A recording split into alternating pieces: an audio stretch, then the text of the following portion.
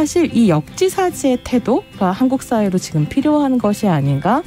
어떤 사람들은 삼루에서 태어났으면서 자신이 삼루타를 친 것처럼 생각하며 살아간다라는 말이 있어요. 해충이다, 이충이다. 이거는 순전히 사람의 그 잣대로 이야기를 하는 거예요. 곤충이 우리 사람보다 몇 억 년 먼저 지구에 나왔거든요. 세상을 보는 따뜻한 시선. 정용실의 뉴스 브런치. 네, 정용실의 뉴스 브런치 듣고 계신 지금 시각 11시 37분입니다. 이번에는 기후변화에 저희가 심각성을 되새기고 환경 이슈 살펴보는 시간이죠. 환경하자. 서울환경연합의 김자연 활동가 전화 연결돼 있습니다. 안녕하세요. 안녕하세요. 네, 오늘은 물티슈에 관한 얘기를 좀 해보자고 하셨는데 이게 일회용품인가 아닌가를 저희가 한 번도 생각해 본 적이 없었던 것 같아요. 근데 한 번 쓰고 버리는 일회용품 아닌가요, 이게? 그렇죠. 휴지 등으로는 제거가 어려운 오염이나 얼룩 같은 것들을 지울 때, 그리고 식당에서 밥 먹기 전에 손 닦는 용도로 가장 많이 사용하시죠. 그렇죠. 네, 그리고 아마 그 물티슈를 빨아서 다시 쓰거나 하시는 분들은 흔치 않을 것 같은데요. 네, 아무래도 일회용품이 맞는 것 같죠? 휴지만큼이나 자주 쓰이고 그만큼 많이 버려지는 물티슈. 그런데 환경부는 이 물티슈를 일회용품으로 보고 있지 않은 것 같습니다.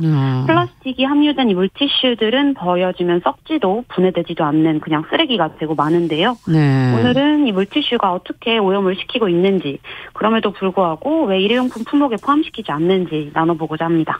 정말 궁금한 건 왜 일회용품에 포함시키지 않는 걸까요? 한 번 쓰고 버리는데.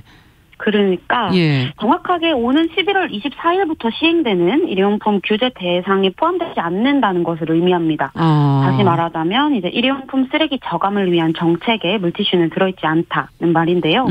원래는 제한을 하려고 했으나 식품 접객업소나 식당 등 물티슈가 불가피하게 사용되고 있는 곳들이 많아서 사용 제한을 하기 어렵다는 것이 환경부의 판단입니다. 사용을 제한해야 되니까 일회용품의 경우는. 그렇죠. 네. 그리고 물티슈는 폴리에스테르 재질이 많은데 이 재질이 아닌 다른 물티슈들이 조금 더 많이 생산이 되면 관리하기도 어렵다, 이런 의견도 있고, 그리고 물티슈 제조사들의 반박과 반대가 커서 이런 물티슈 사용 규제는 자꾸만 미뤄지고 있는 상황입니다. 그런데 몇 년 전까지만 하더라도 사실 물티슈 아닌 하얀 물수건을 사용하는 식당들 많이 볼 수 있었는데요. 네, 요즘은 쉽게 찾아볼 수가 없죠.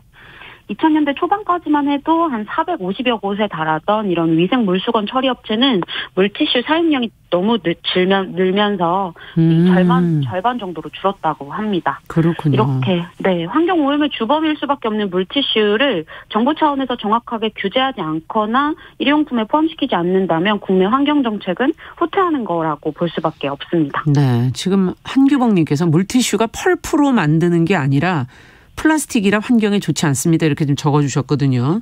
정답입니다. 맞습니다. 정답이군요. 네. 이게 썩지 않는 플라스틱 물티슈군요. 그러니까. 네. 이게 이렇게 일회용으로 많이 사용되면 결국은 문제가 되지 않을까요? 실제로 지금 얼마나 버려지고 있는 건가요? 네, 말씀해 주신 대로 물티슈 한 장에 일회용 빨대보다 더 많은 플라스틱이 함유되어 있다는 사실은 아마 다들 모르셨을 텐데요. 네. 그렇죠. 물티슈가 분해되는데 걸리는 시간은 마찬가지로 수백 년이 걸립니다. 네, 2021년 작년 기준으로 한국인이 하루 동안 사용하는 물티슈가 평균 5장 정도가 된다고 합니다. 네. 그래서 하루에 전 국민이 사용할 경우에는 2억 7천만 장 정도가 매일 버려지고 있고, 이제 이걸 365로 곱하면 정말 어마어마한 숫자가 버려지고 있습니다. 네, 사실 5초의 편안함을 위해서 쓰이고 버려지는 이 많은 물티슈들은 그냥 전부 일반 쓰레기로 버려진다고 보시면 되고요. 바다나 강으로 이렇게 버린다와 다름없다라고 생각해 주시면 되겠습니다. 네, 지금 의견 주신 것처럼 펄프나 섬유로 생각하시는 소비자분들도 60%가 그렇죠. 넘는다고 수건이라고 해요. 생각하고 그게 약간 종이처럼 느껴지거든요. 그렇죠. 하지만 사실은 플라스틱이고 이제 이게 얼마나 환경 오염이 많이 되는지, 그리고 어떻게 지구를 이렇게 오염시키고 있는지 우리 소비자들은 사실 잘 알지 못하고 있습니다. 네. 이게 소비자들이 환경 보호를 위해서 실천할 권리를 정부 차원에서 좀 보장을 해줘야 되는 게 맞는 것 같은데 지금 현재는 그렇죠. 알아서 그냥 해야 되는 그런 상황이고, 그러면 소비자들은 어떻게 해야 되는 겁니까? 네. 일단 물티슈에는 물만 있는 게 아니라 세균 증식을 막기 위한 살균제나 방부제도 섞여 있습니다. 그래서 우리가 생각하는 것만큼 그렇게 위생적이고 청결하지는 않습니다. 그래서 그런 인식부터 바꾸는 걸 시작해 주시면 좋겠습니다. 그리고 집에서도 뭐 행주나 수건 등으로 사용해 주시면 좋을 것 같고요. 배달 음식 주문하실 때에도 이제 일회용 식기 체크 이제 안 받겠습니다. 체크는 당연히 해주시고 그 밑에 메모에다가도 뭐 물티슈도 안 받겠습니다라고 같이 그 메모에다 진짜 쓰면 되겠군요. 네, 너무 좋을 것 같아요. 네. 지금 사용하지 말아달라는 말씀을 되게 길게 드리고 있는데요. 물티슈는 아예 사용을 하지 않는 것이 유일한 방법이자 대안이다 이렇게 말씀드리고 싶습니다. 그러면 이제 식당 가셔서도 이제 손을 좀 씻으셔야지 이제 근처에 가셔서 그렇죠. 비누로 씻으시는 게 네. 도움이 되겠고. 그렇죠. 아예 쓰지 않아야 된다. 네. 지금 습관을 그렇게 들여라. 지금 그런 얘기신데. 네네. 자, 마지막으로 11월 24일부터 아까 시작되는 일회용품 규제 얘기를 잠깐 하셔서요. 네. 그 내용도 다시 한번 좀 정리를 해 주시죠. 네, 요점만 조금 정리를 해드리면 편의점과 제과점에서 일반 비닐봉투 사용이 금지되니까 장바구니나 가방, 두 손 활용해 주시면 좋겠고요. 네. 카페 내에서 이제 종이컵이라든지 플라스틱 빨대 사용이 금지되니까요.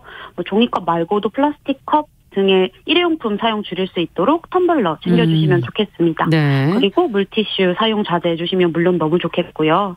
가장 중요한 거는 이런 규제 정책이라든지 제도가 실질적으로 환경보호가 될 수 있게끔 두 눈 크게 뜨고 목소리도 내어주시는 그런 소비자의 일회용품을 구매하지 않을 권리를 함께 행사해 주시면 좋겠습니다. 네. 자, 지금 김미숙님께서 갑자기 반성한다. 물티슈가 편하다는 이유로 자꾸 썼던 걸 그런 얘기도 해주셨고 심경영님께서 쓸데없이 자꾸 여기저기서 물티슈를 나눠주고 있다. 물 다 날아가면 쓰레기만 되는데 라는 지적도 해주셨습니다. 잘 거절해 주시면 좋겠습니다. 거절해 주면 되겠군요. 네. 환경하자 오늘은 물티슈를 일회용품 규제에 포함해야 하는 이유, 물티슈를 우리가 어떻게 사용하지 않고 다른 방법을 찾아야 하는지 서울환경연합의 김자연 활동가와 함께 생각해봤습니다. 말씀 잘 들었습니다. 감사합니다.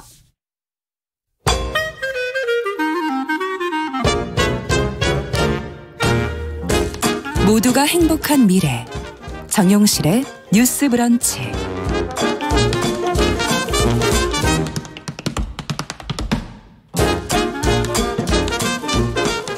네, 정용실의 뉴스 브런치 듣고 계신 지금 시각 11시 44분입니다. 자, 서점 편집자의 세심한 안목을